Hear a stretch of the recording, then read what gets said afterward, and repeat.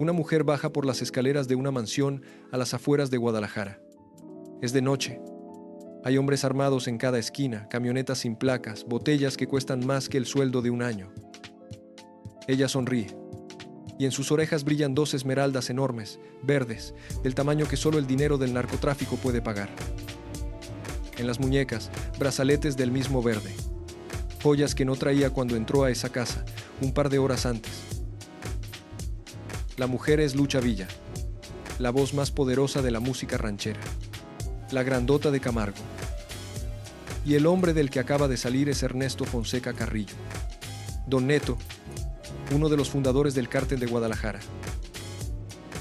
Escucha bien esto, porque lo que voy a contarte no es un chisme de revista. Esta historia la documentó una de las periodistas de investigación más serias de México, con nombres, con testigos, con un libro publicado. Y es solo el principio de todo lo que esta mujer vivió. Porque esta es una de esas historias que parecen demasiado increíbles para ser verdad. Una niña tan pobre que se casó a los 15 para escapar del hambre. Una mujer que conquistó el cine al lado de un futuro premio Nobel de literatura. Una reina que enamoró en secreto al compositor más grande de México. Una estrella que entró a la alcoba de un capo y salió cubierta de joyas. Y una leyenda que perdió la voz para siempre en una mesa de operaciones. Todo eso le pasó a la misma persona, a una sola mujer. Y casi nadie te ha contado la historia completa, con todo y sus claroscuros, hasta hoy. Su nombre real era Luz Helena Ruiz Bejarano. Nació el 30 de noviembre de 1936, en Santa Rosalía de Camargo, un pueblo de tierra y polvo del estado de Chihuahua. Pon ese año en contexto. 1936. Apenas 2 décadas después de la Revolución Mexicana. Un país que todavía se estaba reconstruyendo, donde el norte era tierra dura, de desierto, de gente curtida por el sol y la pobreza. En ese México nació una niña en una familia que apenas tenía para comer. Pero tú no la conociste como Luz Helena. Tú la conociste cantando en la radio, en los palenques, en el cine. Tú la conociste como Lucha Villa. Y lo que casi nadie te contó es cómo esa misma mujer, la que vendió millones de discos, la que ganó premios de cine, la que se codeó con presidentes, terminó entrando a la alcoba de uno de los hombres más peligrosos de México. Y años después, en silencio, sin voz, olvidada. Hoy vas a descubrir 4 cosas que te van a cambiar la imagen que tenías de esta mujer. Primero, ¿qué pasó realmente esa noche en la mansión del capo, según el testimonio de sus propios escoltas? Segundo, el romance prohibido que vivió durante años con el compositor más grande de México, un hombre casado, y la canción que le escribió a escondidas. Tercero, ¿por qué una mujer que lo tuvo todo se sometió a una cirugía a los 60 años? Y las palabras exactas que dijo la noche antes de entrar al quirófano. Y cuarto, lo que de verdad pasó en ese quirófano de Monterrey. ¿Y por qué hay quienes aseguran que el cirujano mintió sobre cuánto tiempo estuvo su cerebro sin oxígeno? Te voy a avisar cuando llegue cada una. Y déjame decirte una cosa antes de seguir. Vas a ver muchos videos sobre esta noche en la mansión del narco.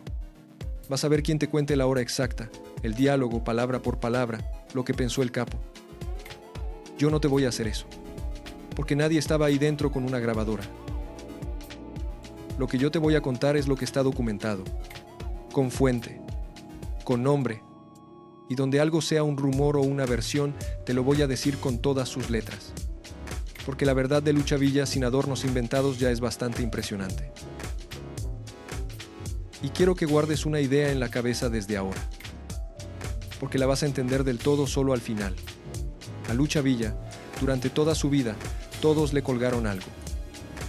Un capo le colgó esmeraldas, la industria le colgó premios y discos de oro. 5 hombres le colgaron un anillo de matrimonio. El público le colgó el título de reina. Todos le colgaban algo, pero nadie, nunca, la sostuvo a ella. Para entender cómo una niña pobre del desierto terminó en la alcoba de un narco y en una mesa de operaciones, hay que volver al principio, a Camargo, a 1936. Imagínate ese México. Un país rural, de caminos de terracería, donde la luz eléctrica todavía era un lujo. Casas de adobe, gallinas en los patios, el sol del norte quemándolo todo. En una de esas casas pobres nació Luz Helena. Su madre era de esas mujeres que hacen milagros con nada, que estiran los centavos hasta que gritan, que sacan de comer de una olla casi vacía. De su padre apenas quedó una sombra. Se fue temprano. Y en el México pobre de esos años, los hombres que se iban no se cuestionaban. Simplemente dejaban un hueco. Pero esa niña tenía dos cosas que nadie en el pueblo podía ignorar. La primera, su estatura. Era altísima para la época. Llegaría a medir más de 1,70 m. Una niña que sobresalía como una torre entre las demás. Y la segunda, su voz. Grave, ronca, honda como salida del fondo de la tierra. Cuentan que cuando cantaba en el coro de la iglesia, el sacerdote tenía que pedirle que bajara el volumen porque tapaba a todos los demás. A los 12 años ya cantaba en fiestas familiares. A los 14, en bodas y bailes de pueblo. Su voz retumbaba en los salones como si el edificio entero fuera su instrumento. Y a los 15 años tomó la decisión que marcaría todo lo demás. Se casó. Él se llamaba Mario Miller. Tenía 35 años. Ella 15. 20 años de diferencia. Él era hermano de un ventrílocuo conocido del medio. Tenía mundo, tenía contactos. Ella tenía hambre y una pobreza que la rodeaba como una cárcel. Hoy nos parece imposible. Una niña de 15 con un hombre que le doblaba la edad. Pero quiero que no la juzgues con los ojos de hoy. Júzgala con los ojos de su época. En el México rural de los años 50 era común. Las niñas pobres se casaban jóvenes, con quien pudiera mantenerlas. Por supervivencia más que por amor. ¿Por qué una niña de 15 años se casa con un hombre que le dobla la edad? La respuesta está en las ollas vacías de su casa, en los vestidos remendados, en que, en el México de los años 50, para una niña pobre el matrimonio funcionaba como una salida más que como una historia de amor. A veces la única salida que había. Y quiero que te quedes con esto, porque marca todo lo demás. Lucha Villa aprendió desde los 15 años que un hombre mayor y con recursos podía hacer la diferencia entre el hambre y la supervivencia. No lo eligió por amor, sino porque era lo que tenía a la mano. Porque era lo que a una mujer pobre de su época le enseñaban a hacer. Y esa lección, la de que el cuerpo y la belleza son una moneda de cambio, se le quedó grabada para toda la vida. La vas a ver reaparecer en la mansión del capo. Y la vas a ver trágicamente en la mesa del quirófano. De ese matrimonio nacieron sus dos primeros hijos. Rosa Elena, en 1953. Carlos Alberto, en 1954. Dos bebés en 2 años. Una adolescente convertida en madre antes de terminar de ser niña. Piénsalo. A los 17 años, cuando otras muchachas pensaban en bailes y vestidos, ella ya tenía 2 criaturas que alimentar. Nunca tuvo una adolescencia. Pasó directo de hija a esposa y madre, sin escala. Y 7 años después de la boda, el matrimonio se derrumbó. Mario Miller desapareció de su vida tan rápido como había entrado. Ahora piensa en lo que significaba eso. Una mujer de 22 años, sola, con 2 hijos pequeños, sin dinero, sin estudios, sin un oficio, en el México de los años 50. ¿Tú qué habrías hecho? Las opciones para una mujer así cabían en una mano. Volver a vivir de la caridad de la familia. Buscar otro hombre que la mantuviera. O apostarlo todo a lo único que tenía, esa voz. Y Luz Helena eligió la apuesta más arriesgada de todas. Se subió a un camión rumbo a la Ciudad de México. Sola, con una maleta pequeña y un sueño que todos le decían que era una locura. Dejó a sus hijos al cuidado de la familia en Chihuahua y se fue a perseguir algo imposible. Una mujer norteña, sin apellidos, sin contactos, queriendo ser cantante en la capital. La recibió el hambre. Las pensiones baratas donde se compartía cuarto con desconocidas. Los bares de mala muerte llenos de humo. Los borrachos que le aventaban groserías y billetes mojados de cerveza. Los programas de radio de madrugada donde a nadie le importaba su nombre. Hubo noches sin techo, días sin comida, momentos en que pensó en rendirse y volver a Camargo. Pero algo la detenía, algo le decía que aguantara una noche más. Y un día, esa terquedad se cruzó con la suerte. Pero antes de eso, hubo años de oscuridad que casi nadie cuenta. Años de cantar en cabarets donde el humo era tan denso que no se veía al público. Años de dormir donde se podía y comer cuando se podía.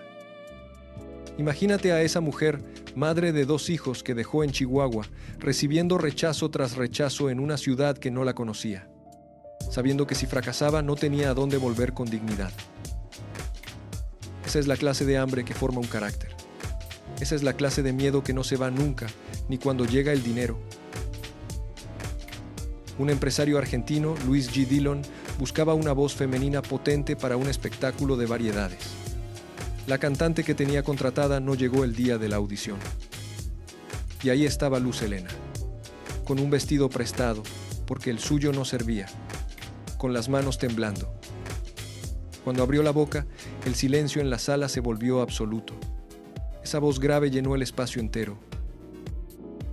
Dillon la miró y entendió que delante de él no había una muchacha desesperada más. Había una figura que podía llenar escenarios. Ese mismo día la rebautizó. Lucha, por Luz Helena. Villa, por Pancho Villa, el revolucionario del norte. La niña pobre de Camargo desapareció de los carteles. Nació Lucha Villa.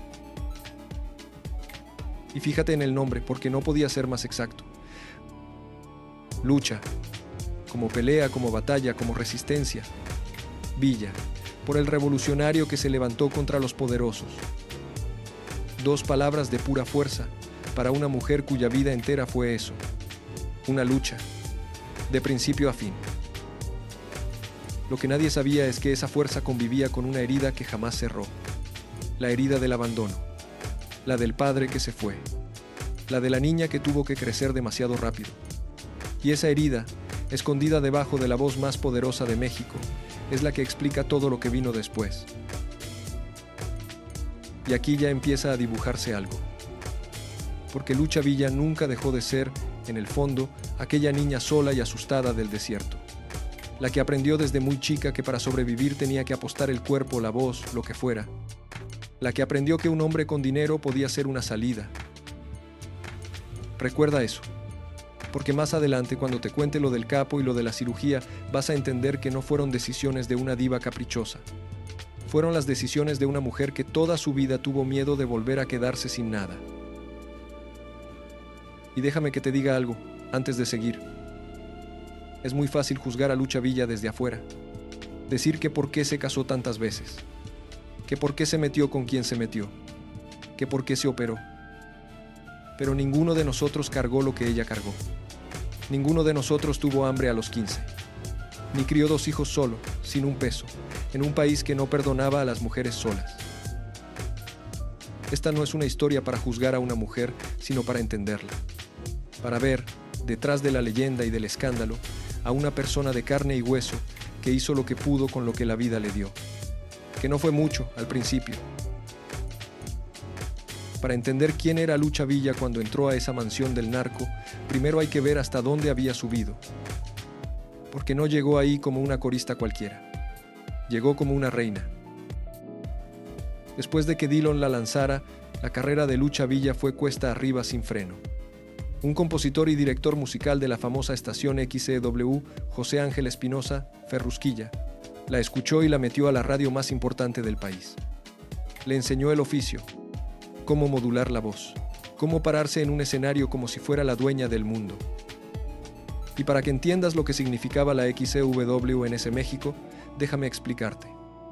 No había televisión en cada casa. No había internet ni teléfonos. La radio era el corazón de la casa mexicana. La familia entera se sentaba alrededor del aparato a escuchar. Y la XCW era la estación más poderosa de toda América Latina. La llamaban la voz de la América Latina desde México. Entrar ahí era entrar a las casas, a las cocinas, a las vidas de millones de personas al mismo tiempo. Y Lucha Villa entró por la puerta grande. En 1961 grabó su primer disco, y a partir de ahí todo explotó. Entre 1964 y 1976 recibió 12 discos de oro, 12, uno detrás de otro casi cada año. Guarda ese número, 12 discos de oro seguidos. En una época en que ganar un disco de oro significaba vender cientos de miles de copias, con dinero contante, yendo a la tienda a comprarlas, lo vas a necesitar para medir la altura desde la que cayó. Y había algo que la hacía distinta de todas las demás reinas de la ranchera. En esa época, las cantantes mujeres actuaban desde el balcón de los palenques.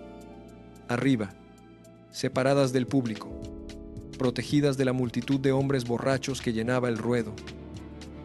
Pero Lucha Villa bajaba, se paraba en medio del redondel, rodeada de hombres, enfrentando esa masa de rostros sudorosos y miradas desafiantes. Y cantaba con una fuerza que los hacía callar. La empezaron a llamar la reina de los palenques. La primera mujer que conquistó ese territorio que parecía reservado solo para hombres. Y la grandota de Camargo, por su estatura y por esa manera de ocupar el espacio que la hacía imposible de ignorar. Y luego llegó el cine. En 1964, El Gallo de Oro. Una historia escrita por Juan Rulfo, el autor de Pedro Páramo, adaptada para el cine nada menos que por Carlos Fuentes y Gabriel García Márquez. Detente en eso un segundo. Dos de los escritores más grandes de la lengua española, uno de ellos premio Nobel, en una película protagonizada por ella. La niña pobre de Camargo. Piensa en el salto. De cantar en bodas de pueblo a trabajar con los nombres más grandes de la literatura mundial. De pedir un vestido prestado para una audición a protagonizar una película de culto. Y todo en cuestión de unos pocos años. Esa fue la velocidad a la que subió Lucha Villa. Como un cohete. Hizo el papel de la Caponera, una cantante de palenques. Un papel que era casi su propia vida vuelta ficción. Y ganó la Diosa de Plata a Mejor Actriz. Y la Reina de los Palenques, ese título no se lo regalaron. Hay que imaginar lo que era un palenque en esos años. Un ruedo, donde antes peleaban los gallos, lleno de hombres. Hombres que llevaban toda la noche tomando. Hombres que iban a divertirse, a gritar, a desahogarse. Las cantantes mujeres salían arriba, en un balcón, lejos de esa masa. Era lo seguro. Era lo que se esperaba de una dama. Pero Lucha Villa bajaba al ruedo. Caminaba hasta el centro, rodeada de cientos de hombres borrachos, y desde ahí cantaba. Y esos hombres, que un minuto antes gritaban, se callaban. Porque esa mujer alta, con esa voz que parecía salir de la tierra, les imponía un respeto que no le imponía a nadie más. Eso era Lucha Villa, una mujer que se metía sola al territorio de los hombres y los hacía callar con la voz. Guarda esa imagen también, porque es la misma mujer que años después entraría sola a la casa de un capo. Pero mientras su carrera subía como fuego artificial, su vida personal era otra historia. Porque Lucha Villa se casó 5 veces. 5. Mario Miller fue el primero, el de los 15 años. Después vino Alejandro Camacho, un matrimonio del que se sabe poco. Después Arturo Durazo. Y aquí tengo que detenerte, porque esto casi todos lo cuentan mal. Este Arturo Durazo no era el famoso Negro Durazo, el jefe de policía corrupto de los años 80. Era otro hombre, pura coincidencia de nombre. Este Arturo Durazo era guitarrista de un grupo de rock and roll, los Abson. Se casaron en Agua Prieta, Sonora, y el matrimonio duró 3 meses. 3. Después vino Justiniano Rengifo, un empresario salvadoreño, con quien tuvo a su tercera hija, María José. Y por último, el ganadero Francisco Muela. 5 hombres. 5 intentos de construir algo que durara. 5 veces recogiendo las maletas. Quizá tú también has buscado algo que nunca terminó de llegar. Has intentado una y otra vez, creyendo que la próxima vez sería distinta, que esta vez sí, que esta vez alguien se iba a quedar. Lucha Villa conocía esa sensación mejor que nadie. 5 veces creyó que había encontrado a alguien que se quedaría. 5 veces se quedó otra vez sola, frente al espejo, desmaquillándose en silencio. La mujer que mandaba en los palenques, que enfrentaba a una multitud de hombres sin temblar. En su casa no encontraba a nadie que la sostuviera a ella. Aquí viene lo primero que te prometí. Te prometí contarte qué pasó realmente esa noche en la mansión del capo. Y para que lo entiendas bien, primero necesitas saber en qué México pasó. Estamos a mediados de los años 80. Lucha Villa anda por los 48 años, en la cumbre de su fama. Y en la sombra de ese México crecía la organización criminal más poderosa del país, el Cártel de Guadalajara. 3 nombres que hoy suenan a leyenda oscura: Miguel Ángel Félix Gallardo, Rafael Caro Quintero y Ernesto Fonseca Carrillo, Don Neto. Hombres que movían toneladas de droga hacia Estados Unidos y millones de dólares de regreso, que tenían políticos en la nómina, policías a su servicio, militares que miraban hacia otro lado, y que tenían gustos caros, mansiones, joyas y la compañía de mujeres famosas, actrices, cantantes, las mujeres que brillaban bajo las luces del espectáculo. Para que entiendas el peso de esos nombres, déjame ubicarte. Ese cártel de Guadalajara fue el que, en 1985, secuestró y asesinó al agente de la DEA, Enrique Kiki Camarena. Un crimen que cambió para siempre la relación entre México y Estados Unidos. Don Neto y Caro Quintero terminaron en prisión por ese caso. Estamos hablando de los hombres más buscados, más temidos, más poderosos del narcotráfico mexicano de la época. No de delincuentes de barrio, de capos que tenían el poder de comprar gobiernos enteros. Y a uno de esos hombres, según el testimonio, lo fue a ver Lucha Villa. Y aquí hay algo que tienes que entender de ese México. En los años 80, la línea entre el espectáculo y el narco era más delgada de lo que la gente cree. Los capos querían codearse con las estrellas. Querían que cantaran en sus fiestas, que se sentaran en sus mesas, que les dieran brillo a su mundo de sangre y dinero. Y para muchos artistas, decir que no era peligroso. Decir que sí, también. Era un terreno minado donde una invitación no se rechazaba sin consecuencias. Donde la fama, que en cualquier otro lado era un escudo, ahí se volvía un imán. Para un capo, tener a la artista más famosa de México en su fiesta no era entretenimiento. Era una demostración de poder. El mensaje era: si yo quiero, la mujer que llena arenas canta solo para mí. Y Lucha Villa no era la única. Cantantes, actrices, comediantes, muchas figuras del espectáculo de esa época pasaron alguna vez por esos escenarios paralelos. Fiestas privadas en haciendas, en ranchos, donde no había boletos, ni taquilla, ni prensa. Solo hombres armados, botellas carísimas y la sensación constante de que cualquier cosa podía salir mal. Era un mundo del que muchos sabían y del que nadie hablaba. Un secreto a voces de la época dorada del espectáculo mexicano. Y aquí es donde entra la periodista, porque esto no lo estoy sacando de un rumor de pasillo. Lo documentó Anabel Hernández, una de las periodistas de investigación más respetadas de México, especializada en narcotráfico, en su libro Emma y las otras señoras del narco. Y sus fuentes fueron los propios escoltas de Don Neto, hombres que años después decidieron hablar. Según ese testimonio recogido en el libro, Lucha Villa llegó una noche a una propiedad del capo. Ya era Lucha Villa, ya era la superestrella. La hicieron pasar. Y en algún momento, un asistente se le acercó y le dijo que el patrón quería verla en privado. Lo que pasó detrás de esa puerta solo lo supieron 2 personas, ella y él. Y ninguno de los dos lo va a contar nunca. Don Neto, hoy, es un hombre muy mayor, que pasó décadas en prisión y vive sus últimos años en arresto domiciliario.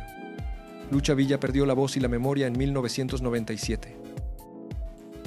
Los 2 únicos testigos de lo que pasó en esa habitación se llevarán el secreto a la tumba. Lo único que quedó fue lo que vieron desde afuera los escoltas. Y los escoltas narraron el antes y el después. La vieron entrar sin joyas llamativas. Y la vieron salir, según el testimonio, cerca de 2 horas después, con una sonrisa y cubierta de esmeraldas que no traía al llegar.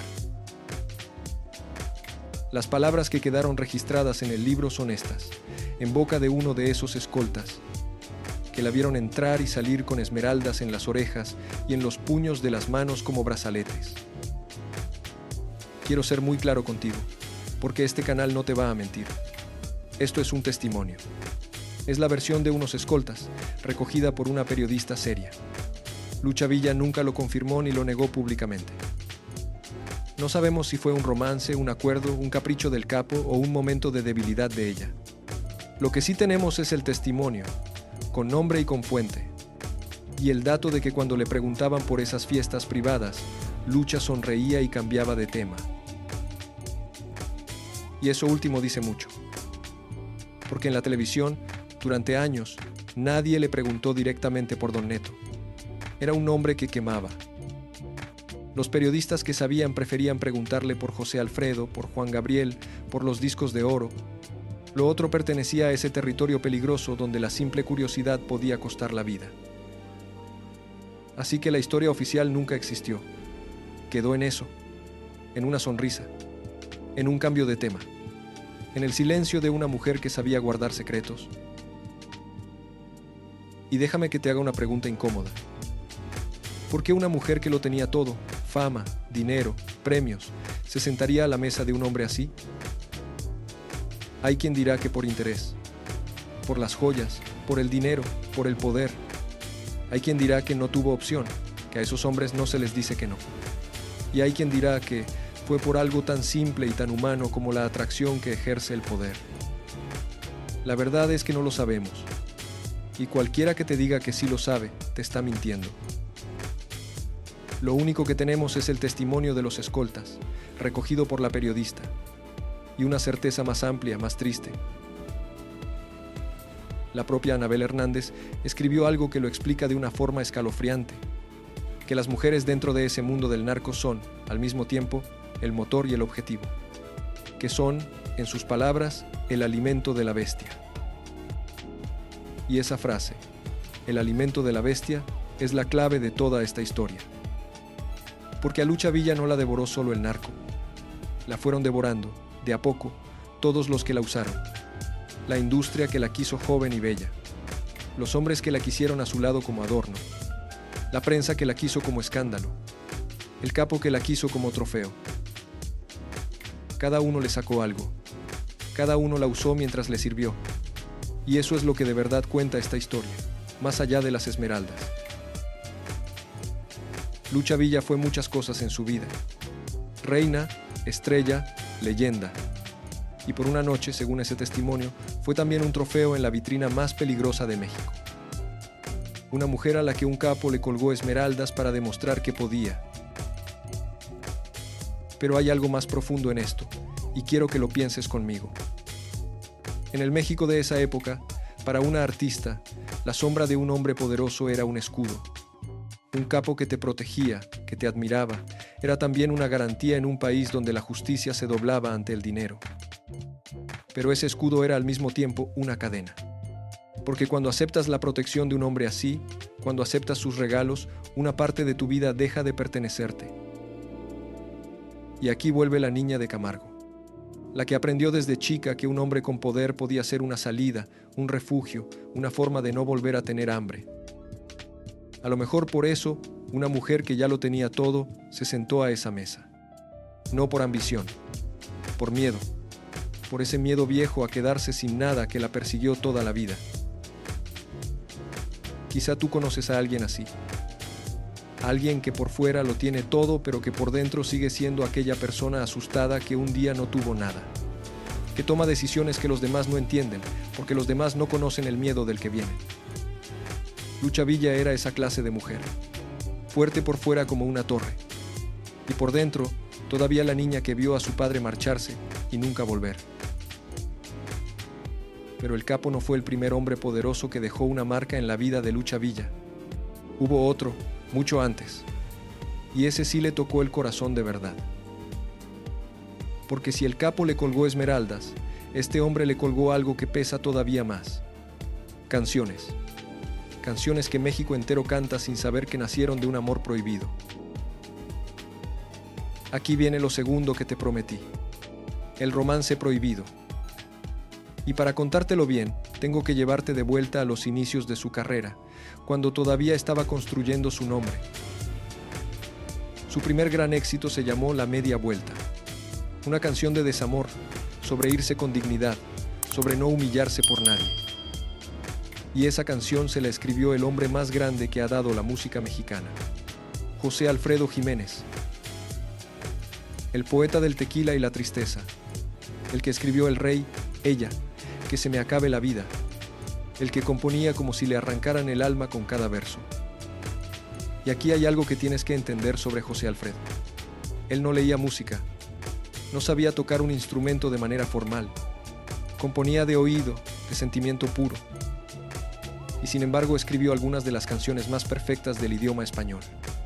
Canciones que 70 años después se siguen cantando en cada cantina, en cada fiesta, en cada despecho. Ese hombre, ese genio, escuchó a Lucha Villa y quedó fascinado, no solo por su talento, por algo más. Le escribió La Media Vuelta, después La Mano de Dios, después más y más canciones, cada una mejor que la anterior. Y entre canción y canción, entre ensayo y ensayo, José Alfredo y Lucha Villa empezaron a pasar cada vez más tiempo juntos. Cuentan los que estuvieron cerca que cuando cantaban juntos, el aire se electrificaba, que había algo entre ellos que no se podía esconder. Pero había un problema enorme. José Alfredo estaba casado, tenía esposa, tenía hijos, tenía una reputación que cuidar en un México donde un escándalo podía hundirte la carrera de la noche a la mañana. Lo que había entre ellos, si lo hubo, tenía que vivirse en las sombras. Y aquí es donde tengo que ser cuidadoso contigo, otra vez. Durante décadas esto fue solo rumor, chisme de camerino, hasta que los propios hijos hablaron. Rosa Elena Miller, la hija de Lucha Villa, contó en una entrevista que la canción Amanecí en tus brazos, uno de los temas más hermosos de José Alfredo Jiménez, se la escribió a su madre. Y del otro lado, el hijo del compositor, José Alfredo Jiménez Jr., contó que su padre nunca quiso revelarles para quién la había escrito, que cada vez que le preguntaban, cambiaba de tema. Hasta que un día confesó que había sido para una muchacha que se casó con un amigo muy querido del medio. Ahora ata los cabos conmigo. ¿Quién se casó con un músico del medio justo en esos años? Lucha Villa, que se casó con Arturo Durazo, de los Sapson, y ese matrimonio duró 3 meses. Hay quienes se preguntan si ese matrimonio relámpago, el que duró 90 días, no fue más que un intento de huir de un amor que no podía ser. No lo sabemos con certeza. Es una interpretación. Pero el dato duro es este. Los hijos, de los dos lados, contaron que hubo algo entre ellos y que Amanecí en tus brazos. Esa canción que México ha cantado por generaciones nació de ese amor que nunca pudo decirse en voz alta. Rosa Elena contó también que José Alfredo le llamaba por teléfono para cantarle cuando ella estaba en Estados Unidos y él en México. Una canción solo de ellos. Piensa en lo que es eso. Amar a alguien que no puedes tener. Verlo de lejos. Cantar delante de todo el mundo las canciones que te escribió en secreto, sin poder decir que son tuyas. Quizá tú sabes lo que es guardar un amor así. Uno que se quedó a medias. Uno del que nunca pudiste hablar. Uno que se llevó a la tumba a la otra persona. Imagínate subir a un escenario, cada noche, a cantar Amanecí en tus brazos, sabiendo que esa canción habla de ti, que ese hombre la escribió pensando en ti, y tener que cantarla como si fuera una canción más, mientras él está casado con otra y tú con otro. Eso hizo Lucha Villa durante años. Cargar un amor en el escenario sin poder nombrarlo. Porque José Alfredo Jiménez murió en 1973, a los 47 años, destruido por el alcohol que fue su musa y su verdugo. Y Lucha Villa siguió adelante, guardando el secreto, cantando las canciones que él le había escrito, sin poder contarle al mundo lo que de verdad habían sido. Y mientras cargaba con ese amor en silencio, su carrera seguía rompiendo techos. Y aquí hay algo que dice mucho de la clase de mujer que era. Porque a pesar de ese dolor que llevaba por dentro, a pesar de los matrimonios que se caían uno tras otro, ella nunca dejó de trabajar. Nunca usó su vida privada como excusa. Mientras el corazón se le rompía en privado, en público seguía dándolo todo. Cantando, actuando, conquistando. Esa es la disciplina de quien aprendió desde niña que detenerse no era una opción, que el hambre no espera. En 1972, Mecánica Nacional, de Luis Alcoriza. Una comedia negra y brutal sobre el machismo y la hipocresía de la clase media mexicana. Ahí hizo el papel de Isabel, una madre humillada por un marido machista, y le valió el premio Ariel a Mejor Actriz. La película estuvo 7 meses en cartelera y hoy está entre las 100 mejores del cine mexicano. Y en 1978 hizo algo todavía más valiente. Aceptó un papel que casi nadie quería. En El lugar sin límites de Arturo Ripstein, interpretó a la japonesa, la dueña de un burdel. Una película que, para la época, era un riesgo enorme, porque tocaba temas que el cine mexicano no se atrevía a tocar. La historia hablaba de un personaje transgénero en un pueblo machista, de deseo, de prejuicio, de violencia, temas que en el México de 1978 eran tabú absoluto. Otras actrices dijeron que no por miedo al qué dirán. Temían que sus carreras quedaran manchadas para siempre. Lucha Villa dijo que sí, y le valió otro Ariel. Hoy esa película está considerada entre las mejores del cine mexicano de todos los tiempos. Un hito. Y Lucha Villa estuvo ahí, arriesgando su reputación por el arte, cuando otras se escondieron. Porque ella nunca le tuvo miedo a interpretar a las mujeres que la sociedad escondía, a las caídas, a las señaladas, a las que vivían fuera de las reglas. Quizá porque, en el fondo, a ella también la juzgaban igual. Y aquí quiero detenerme un momento en esos 5 matrimonios, porque dicen más de lo que parece. Las revistas de la época se burlaban. Otra vez Lucha Villa al altar. ¿Cuántos van ya? La pintaban como una mujer que no aprendía, una coleccionista de maridos. Pero su propia hija, Rosa Elena, lo explicó de una forma que lo cambia todo. Dijo que su mamá no se daba el tiempo de tener amantes, que cada vez que se enamoraba quería hacer las cosas bien, quería que fuera oficial, quería casarse. ¿Escuchas la diferencia? No era una mujer ligera, sino una mujer que cada vez creía de verdad, que apostaba todo otra vez, a pesar de que la vida le había enseñado que los hombres se van, que quería el respeto del matrimonio en un México donde una mujer libre era mal vista. Y la castigaron por intentarlo. La que quería hacer las cosas por la derecha, la que no quería esconderse, fue a la que le colgaron la fama de inestable. Y en 1985 llegó el disco que la coronó para siempre. Juan Gabriel, el divo de Juárez, le produjo un álbum completo. Lucha Villa interpreta a Juan Gabriel. Y si José Alfredo fue el gran amor imposible de su juventud, Juan Gabriel fue el gran amigo de su madurez. Un genio que la entendía sin palabras, que veía en ella lo que el tiempo no le había quitado. Esa voz, ese sentimiento, esa autoridad de reina. Canciones que se volvieron himnos. No discutamos. Ya no me interesas. Tú a mí no me hundes. Himnos de mujeres que decidieron dejar atrás un amor que ya no les servía. De mujeres que se plantaron y dijeron basta. Piénsalo bien. Tú a mí no me hundes. Ya no me interesas. Son frases de mujer que se cansó de aguantar. De mujer que se levanta. Y se volvieron lemas de generaciones de mujeres mexicanas que se reconocían en esas letras. Que las cantaban a todo pulmón en las fiestas, en las cantinas, en las cocinas. Como una forma de decir, con la voz de Lucha Villa, lo que ellas no se atrevían a decir en su casa. Ella cantaba esos dramas con un sentimiento que erizaba la piel, y nadie se preguntaba por qué le salían tan bien. Tal vez porque no los estaba actuando. Tal vez porque cada una de esas mujeres traicionadas y abandonadas se parecía demasiado a ella. Ese disco, Lucha Villa interpreta a Juan Gabriel, se convirtió en uno de los más vendidos de la historia de la música ranchera. Juan Gabriel era un perfeccionista obsesivo. Repetía las tomas una y otra vez hasta que quedaban exactamente como las oía en su cabeza.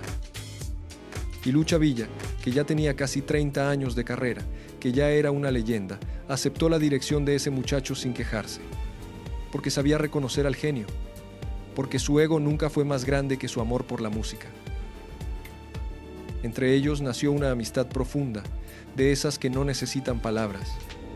Él la admiraba a ella lo admiraba a él, y juntos crearon algo que iba a sobrevivir a los dos. Por eso, cuando en 1996 Juan Gabriel quiso hacer un disco con las tres grandes reinas de la ranchera, Lucha Villa estuvo ahí. El proyecto se llamó Las Tres Señoras. Lucha Villa, Lola Beltrán y Amalia Mendoza, juntas. Las tres voces femeninas más grandes que ha dado el género, reunidas por el Divo de Juárez. En el disco participaron también Vicente Fernández, Antonio Aguilar, gigantes de la música mexicana. Iba a haber un dueto entre Lucha y Lola Beltrán, pero quedó pendiente, porque Lola murió antes de poder grabarlo. Guarda ese dato. Un dueto que nunca se grabó por una muerte inesperada. Y nadie imaginaba que, un año después, la que iba a desaparecer de los escenarios sería la propia Lucha Villa. Esto que te estoy contando, El amor imposible, El capo, Los 5 matrimonios, dibuja a una mujer que toda su vida estuvo rodeada de hombres poderosos. El compositor genial, el capo temido, los maridos que iban y venían. Todos querían algo de ella. Todos le daban algo. Una canción, una joya, un anillo. Y ninguno se quedó a sostenerla cuando más lo necesitó. Porque la verdadera tragedia de Lucha Villa llegó después de todos ellos. Cuando dejó de ser joven. Cuando la industria que la había usado empezó a mirarla distinto. Y cuando ella, por miedo a desaparecer, tomó la decisión que lo cambió todo. Aquí viene lo tercero que te prometí. Porque una mujer que lo tuvo todo se subió a una mesa de operaciones a los 60 años. Y las palabras exactas que dijo la noche antes. Para entenderlo, tienes que ver cómo era el mundo de Lucha Villa a mediados de los años 90. Por fuera, todo parecía intacto. Seguía siendo una institución. Las radios seguían tocando sus canciones. El público seguía adorándola. Pero el cuerpo manda señales que no entienden de mitos. La voz ya no salía tan fácil en la tercera presentación de la noche. Las desveladas dolían más. Y en las revistas empezaban a usar fotos viejas, porque en las nuevas, según algunos, ya no salía tan bien. Tenía 60 años, una edad en la que cualquier persona piensa en descansar. Pero ella tenía dentro algo que no la dejaba parar. Era Lucha Villa, y Lucha Villa no sabía vivir sin el escenario. Y a su alrededor, sus compañeras de generación empezaban a irse. José Alfredo había muerto hacía años. En 1996, Lola Beltrán, otra de las grandes reinas de la ranchera, cayó fulminada por un derrame. Lucha Villa fue a esos velorios, a esas misas, a esos homenajes donde sonaban las canciones que ellas habían compartido. Y en cada uno seguramente se vio a sí misma. Se preguntó cuándo le tocaría, cómo sería su final. Y empezó a notar pequeñas cosas que herían más que cualquier crítica abierta. Un productor que sugería una luz más favorecedora, una revista que usaba una foto vieja porque en las nuevas no salía tan bien, un comentario aparentemente amable sobre lo increíble que se veía para su edad. Esa coletilla, para su edad, se le clavaba como un alfiler, porque ella había pasado la vida demostrando que una mujer podía dominar los escenarios de los hombres. Y ahora la industria le recordaba, en voz baja, que además tenía que seguir viéndose joven, que su talento no bastaba, que su voz no bastaba. Para 1997, Lucha Villa tenía 60 años. Se acababa de divorciar por quinta y última vez. Y según contó su hija Rosa Elena, había subido de peso después de la separación. Pero esto es lo que casi nadie cuenta bien, y es lo que de verdad parte el corazón. Ella no se hizo esa cirugía por pura vanidad. Se la hizo porque quería volver. Tenía una telenovela en puerta. Tenía un disco nuevo a punto de salir. Tenía trabajo esperándola. Quería verse bien para regresar a la pantalla y a la música. A los 60 años, la grandota de Camargo todavía tenía hambre de escenario. Todavía quería darle más a su público. Y eso en lugar de darte ternura, debería darte rabia. Porque significa que ni siquiera a los 60, ni siquiera siendo una leyenda, la dejaron simplemente ser. Tenía que seguir produciendo. Tenía que seguir vendiendo. Tenía que seguir siendo perfecta. Pero piensa de dónde venía esa presión. ¿Por qué una leyenda, una de las voces más grandes de México, sintió que tenía que pasar por un bisturí para poder volver a trabajar? Venía del mismo lugar de toda su vida. De esa industria que empezó tratándola como un cuerpo, como una belleza, antes que como una voz. La misma que la lanzó por su figura a los 20 y tantos y la juzgaba a los 60. La industria del espectáculo siempre fue cruel con las mujeres que envejecen. A un hombre que sube de peso o pierde el pelo lo llaman experimentado, distinguido. A una mujer simplemente la hacen desaparecer. Y Lucha Villa no quería desaparecer. Quizá tú conoces esa presión. Esa voz que te dice que ya no eres la de antes. Que tienes que arreglarte, bajar de peso, taparte las canas, borrarte los años. Esa exigencia que cae sobre las mujeres y que no se detiene ni en la vejez. A Lucha Villa esa voz la persiguió toda la vida. Desde la niña pobre que aprendió que su cuerpo y su voz eran su único capital, hasta la mujer de 60 años frente al espejo. Y al final, esa presión le costó muchísimo más que unos kilos. Hay un detalle de esa historia que me rompe cada vez que lo cuento. La noche antes de la cirugía, Lucha Villa estaba en una reunión de la Asociación de Autores y Compositores. Ahí coincidió con un amigo, el cantante Alberto Ángel, el Cuervo. Platicaron, y en algún momento ella le soltó, con su humor de siempre, una frase. Le dijo: al fin que mañana me voy al desgrasador. Al desgrasador, así en broma, sin miedo, como quien va a hacer un trámite cualquiera. Porque eso le habían vendido, que era un procedimiento sencillo, rápido, de rutina. Esa fue una de las últimas frases que dijo siendo la Lucha Villa de siempre, con su voz entera, con su humor intacto, sin saber que al día siguiente lo iba a perder todo. Y fíjate qué cruel es el detalle. Porque esa frase, me voy al desgrasador, es puro humor de Lucha Villa. Es la misma mujer que se reía de sí misma, que tenía esa gracia norteña, directa, sin pretensiones. La misma que cantaba los dramas más profundos y luego soltaba una carcajada. Y esa frase tan suya, tan llena de vida, fue casi lo último que el mundo le escuchó decir con su voz completa. Después de esa noche, el humor, la voz, la mujer entera, se quedaron del otro lado de la puerta de un quirófano. 14 de agosto de 1997. Monterrey, Nuevo León, la clínica de un cirujano plástico. Lucha Villa entró al quirófano confiada. Una liposucción en brazos y piernas. Algo de rutina le habían dicho. La anestesia empezó a hacer efecto. Sus ojos se cerraron. Y lo último que cruzó su mente, probablemente, fue algún pensamiento sobre el futuro que la esperaba. La telenovela, el disco, el regreso. No sabía que ese futuro acababa de desaparecer. Imagínatela esa mañana.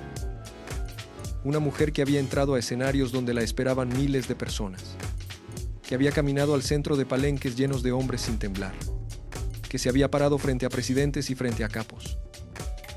Esa misma mujer entró a un quirófano frío, en una camilla, sola, con la misma valentía de siempre, con su humor intacto. Y por una vez, esa valentía no le sirvió de nada, porque lo que venía no dependía de su fuerza, ni de su voz, ni de su voluntad. Dependía de un bisturí, de la anestesia y de unos minutos que lo iban a decidir todo. Aquí viene lo cuarto que te prometí, lo que pasó dentro de ese quirófano. Durante el procedimiento algo falló. Lucha Villa sufrió un paro cardiorrespiratorio. Su corazón se detuvo. Según lo que reportaron los medios de la época, la anestesióloga intentó reanimarla. El corazón empezó a fibrilar, a latir de forma errática. Y mientras tanto, su cerebro se estaba quedando sin oxígeno. Y aquí está lo que hace que esto sea tan terrible. El cerebro es el órgano más exigente del cuerpo. Necesita oxígeno constante. Cuando deja de recibirlo, las neuronas empiezan a morir en cuestión de minutos. Y las que controlan el habla, la memoria, el movimiento, están entre las más delicadas. Cada segundo que el corazón de Lucha no bombeaba sangre a su cerebro, se borraba un pedazo de ella. La llevaron de urgencia al Hospital Muguerza. Y ahí, una de las mujeres más vivas, más fuertes, más imponentes que ha dado México, cayó en coma. Y empezó la pregunta que nadie se atrevía a decir en voz alta. ¿Iba a despertar? Y si despertaba, ¿quién iba a despertar? Porque cuando un cerebro pasa tantos minutos sin oxígeno, lo que vuelve no siempre es la misma persona que se fue. Eso lo iban a descubrir los hijos de Lucha Villa de la peor manera posible. Y aquí está el punto que tus competidores cuentan como si lo supieran al segundo, pero que en realidad es materia de disputa. Al principio, el cirujano dijo que el cerebro de Lucha había estado sin oxígeno menos de 2 minutos. Eso sonaba recuperable, manejable. Pero días después, el 24 de agosto, un neurocirujano, el doctor José Luis Assad Morel, examinó el daño y encontró lesiones en zonas profundas del cerebro: el córtex, el tallo, el tálamo, el hipotálamo. Para que existiera ese nivel de daño, dijeron los médicos que la atendieron, el cerebro había estado mucho más de 2 minutos sin riego sanguíneo. Hay versiones que hablan de 5 minutos o más. Y piénsalo en términos simples. La diferencia entre 2 minutos y 5 minutos lo cambia todo. Es la diferencia entre una mujer que se recupera y una mujer que pierde la voz para siempre. Entre un susto y una tragedia. Así que esta es la pregunta que quedó flotando por décadas. ¿El cirujano se equivocó al medir el tiempo? ¿O minimizó lo que de verdad había pasado en su quirófano?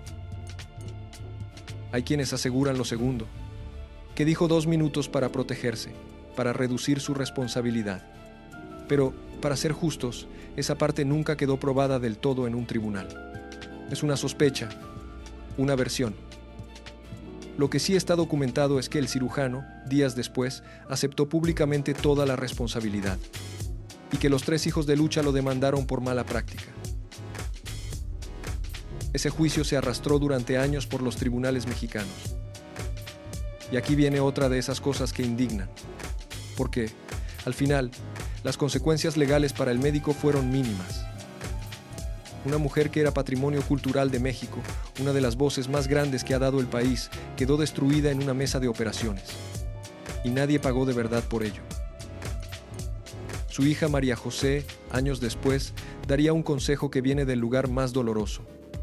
Les diría a todas las mujeres que piensan en operarse que se fijen muy bien, que lo piensen, que mejor hagan ejercicio. Porque ella vio, con sus propios ojos, como una decisión de unos minutos, una cirugía que le vendieron como rutinaria, le borró a su madre para siempre. Y quiero que te detengas en algo, porque es la pregunta que de verdad importa. La pregunta no es solo si el cirujano fue negligente. La pregunta es, ¿por qué llegamos hasta aquí? Una mujer de 60 años, una leyenda viva, con 2 premios Ariel, con 12 discos de oro, sintió que tenía que arriesgar la vida en una mesa de operaciones para seguir siendo digna del escenario. ¿Quién le metió esa idea en la cabeza? ¿Quién le enseñó que su valor estaba en el cuerpo y no en la voz? La misma industria que la lanzó por su figura a los 20 y tantos. La misma que la juzgaba a los 60. La misma que celebró su talento mientras fue joven y bella y empezó a usar fotos viejas cuando dejó de serlo. El bisturí solo terminó el trabajo que esa presión había empezado mucho antes. 11 días estuvo Lucha Villa en coma, mientras su familia esperaba afuera de cuidados intensivos. Rezando, llorando, turnándose para no dejarla sola ni un momento, aunque ella no pudiera saberlo. Su hija Rosa Elena le ponía música. Le hablaba durante horas, contándole del mundo de afuera, de los nietos, de todo lo que la esperaba cuando despertara. Buscando cualquier señal, un dedo que se moviera, una respuesta, algo. Cuentan que los periodistas acampaban afuera del hospital, que las noticias sobre el estado de Lucha Villa ocupaban las primeras planas, que México entero contenía la respiración. Se llegó a hablar de trasladarla a Estados Unidos, a un hospital más especializado en daño cerebral. Pero su estado era tan frágil que los médicos temieron que cualquier movimiento fuera el último. Así que la familia esperó, día tras día, noche tras noche, con esa esperanza terrible que se aferra a cualquier cosa. Un parpadeo, un movimiento, una señal de que la mujer que conocían seguía ahí dentro. Y aquí hay algo que quiero que notes. Toda su vida Lucha Villa fue la que sostenía. Sostuvo a sus hijos desde que era casi una niña. Sostuvo su carrera sola, en un mundo de hombres. Sostuvo el peso de un amor imposible en silencio. Y ahora por primera vez eran sus hijos los que la sostenían a ella. Se habían invertido los papeles.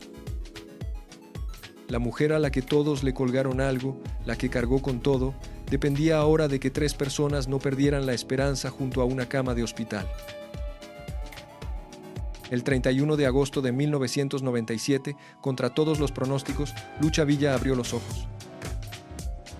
México entero celebró. Los titulares gritaban que la reina había despertado. Pero la mujer que despertó ya no era la misma, y nunca volvería a hacerlo. Abrió los ojos, sí, pero la mirada estaba perdida. No reconocía bien el cuarto ni los rostros. No podía hablar.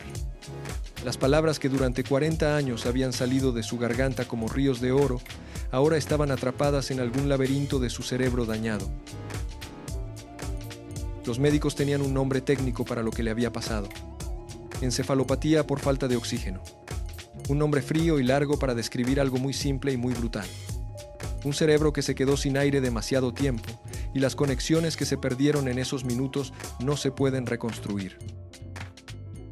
No es como una herida que cicatriza. Las neuronas que murieron, murieron, y con ellas se fueron pedazos de la mujer que México había amado. Su voz, buena parte de su memoria, la facilidad de su cuerpo para moverse. Todo lo que la hacía Lucha Villa, encerrado para siempre detrás de un daño que ningún médico del mundo podía deshacer. El daño fue permanente. Problemas para moverse, problemas para hablar, problemas de memoria. Sus piernas, esas piernas largas que la hacían imponente, que le dieron el nombre de la grandota de Camargo, ahora apenas la sostenían. Necesitaba ayuda para cada paso. Y su voz, esa voz grave y poderosa que la hizo leyenda, esa con la que cantó «Amanecí en tus brazos» y «Que me lleve el diablo», se apagó para siempre como instrumento. La cantante que había grabado más de 200 canciones, que había ganado 12 discos de oro, que tenía una telenovela y un disco esperándola, ya no podría volver a cantar. Nunca. Y sus hijos cuentan que lo más doloroso no era que no pudiera cantar. Lo más doloroso era verla intentarlo. Verla mover los labios, desesperada, queriendo sacar un sonido que ya no salía. Imagínate eso. La voz más poderosa de México, atrapada detrás de una puerta que su propio cerebro ya no podía abrir, sintiendo la música por dentro, recordando quizá que alguna vez ella llenó estadios con esa voz, y sin poder sacar ni una nota. Ese es el infierno más silencioso que se pueda imaginar. La familia hizo lo imposible. La llevaron a Cuba, a un centro de restauración neurológica. Meses de terapias. Pequeños milagros que celebraban como grandes victorias. Aprendió a decir algunas palabras otra vez. A leer, como una niña. Y para que dimensiones lo que eso significa, piénsalo. Una mujer que grabó más de 200 canciones, que se sabía de memoria cientos de letras, que improvisaba en el escenario, volvía a aprender a leer letra por letra, como una alumna de primer año. Cada palabra que recuperaba era una batalla ganada. Cada frase corta, un triunfo que la familia festejaba como si hubiera llenado un palenque. Pero la voz que cantaba nunca volvió. Su hija contaba esos días con una mezcla de dolor y esperanza. Decía que su mamá avanzaba poco a poco, que cada día era una lucha, pero que seguía intentando. Y pon atención a esa palabra. Lucha. El nombre que le pusieron por accidente, porque sonaba a luz, terminó siendo la descripción exacta de toda su existencia. Luchó contra la pobreza de Camargo. Luchó por un lugar en la Ciudad de México. Luchó por conquistar los palenques de los hombres. Luchó por sacar adelante a sus hijos sola. Y al final, en una cama de hospital en Cuba, a los 60 años, luchó por algo tan básico como volver a decir una palabra. La mujer que cantó para presidentes peleando por pronunciar el nombre de sus propios nietos. Esa es la imagen que la industria no quiere que recuerdes. Prefieren la de las esmeraldas, la del escándalo. Es más vendible. Quizá tú también sabes lo que es perder algo que te definía. No algo que tenías, algo que eras, algo sin lo cual ya no sabes bien quién eres. Lucha Villa tuvo que aprender a vivir sin su voz, sin su carrera, sin la identidad que había construido durante 40 años. Y eso es un tipo de duelo que muy pocos entienden. Un duelo sin funeral. Porque la persona sigue ahí, sigue respirando. Pero lo que la hacía ella se fue. Y ese duelo no lo vivió ella sola. Lo viven sus hijas todos los días, desde 1997. Porque imagínate cuidar a tu madre durante casi 30 años. Bañarla, vestirla, alimentarla, y que esa madre la mayor parte del tiempo no te reconozca del todo.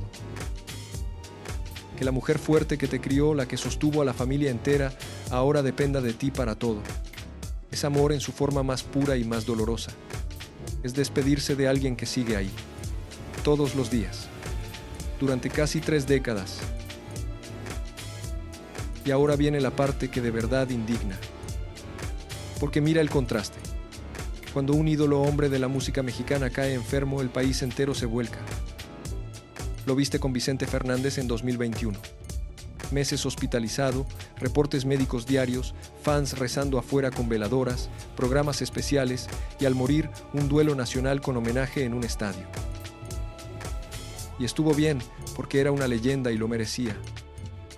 Pero cuando Lucha Villa cayó en coma en 1997, sí, hubo notas en los periódicos esos primeros días. Pero después, poco a poco, vino el silencio. No hubo un país pendiente de ella durante años. No hubo homenajes nacionales mientras ella seguía viva, luchando por recuperar el habla. Se volvió un nombre del pasado. Una pregunta de sobremesa. ¿Qué habrá sido de Lucha Villa? Y no es para quitarle nada a Vicente Fernández, que se lo ganó. Es para que veas el patrón. El charro que canta hasta viejo es un héroe nacional. La mujer que conquistó los mismos escenarios, que ganó los mismos premios, que vendió los mismos discos. Cuando cae, se vuelve un chisme. Una nota roja. Una historia de esmeraldas y narcos. A él lo recordaron por su voz. A ella, demasiadas veces, por el escándalo. Y esa diferencia tiene una raíz vieja. Es la misma diferencia que la persiguió toda la vida. Y ese silencio también es parte de la historia. Es la última factura de un mundo que supo usar a esta mujer entera. La industria la usó mientras fue joven y bella. Un capo la usó como trofeo. La prensa la usó como escándalo. Todos le colgaron algo. Y cuando dejó de brillar, cuando ya no servía a nadie, la dejaron caer. En silencio. Como escribió aquella periodista, las mujeres en ese mundo son el alimento de la bestia. Y esa bestia iba más allá del narco. Era toda una manera de tratar a las mujeres del espectáculo. Pero déjame decirte cómo termina esto de verdad, porque no termina en la cama del hospital. Lucha Villa está viva. Hoy tiene 89 años. Vive en un rancho, en San Luis Potosí, cuidada por sus hijas. En 2023 corrió el rumor de que había muerto y su hija María José tuvo que salir a desmentirlo, molesta, diciendo que su mamá está con ellos, que está bien, que es gente sin escrúpulos la que inventa esas cosas. Y piensa en lo cruel que es eso, que después de todo lo que esa mujer dio, después de todo lo que sufrió, todavía haya quien la use para inventar una muerte falsa y ganar unos clics. Su familia, que la cuida en silencio desde hace casi 30 años, teniendo que salir a decir que sigue viva, que la dejen en paz, que respeten lo poco que le queda. Sus hijas la cuidan las 24 horas. Le ponen su música, sus propias canciones, de cuando su voz era joven, suenan en las bocinas del rancho. Y dicen que a veces, cuando suena la media vuelta, sus ojos se iluminan. Sus labios se mueven, como si quisiera cantar. Como si algo, en el fondo de su memoria, todavía supiera quién fue. Pero las palabras no llegan. El silencio permanece. Y hay una imagen en todo esto que lo resume. La voz joven de Lucha Villa, esa de los discos de oro, llenando las habitaciones de un rancho silencioso, mientras la mujer real, anciana, la escucha sin poder acompañarla. Es ella misma, de joven, cantándole a ella misma, de vieja. La grandota de Camargo en su esplendor, sonando para la grandota de Camargo en su ocaso. Y en medio, 27 años de silencio. 27 años desde que un bisturí apagó esa voz que ahora suena solo en grabaciones. En 2009, su pueblo le rindió homenaje y le develó una estatua en Camargo, donde Aída Cuevas cantó sus éxitos. Una estatua de la grandota, con los brazos abiertos, lista para cantar.